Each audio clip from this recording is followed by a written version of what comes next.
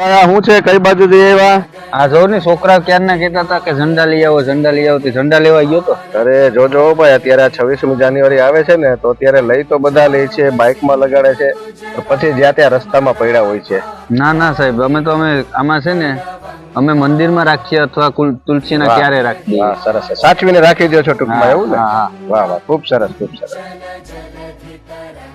આ તિરંગો અમારી આન છે. આ તિરંગો અમારી બાન છે. આ તિરંગો છે એ અમારી શાન છે.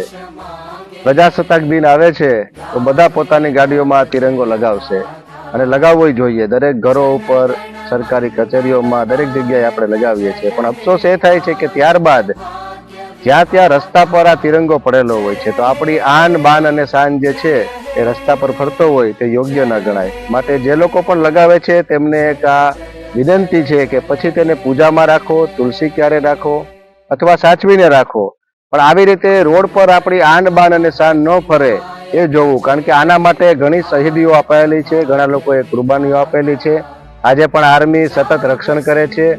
આ તિરંગો છે એ રોડ પર ના ફરે એનું આપણે ખાસ ધ્યાન રાખીએ, એવી એક જાગૃત નાગરિક તરીકે સૌને વિનંતી છે. ભારત માતા કી જય. વંદે માતરમ. વંદે માતરમ. વંદે માતરમ. ભારત માતા કી જય. ભારત માતા કી જય. ભારત માતા કી જય.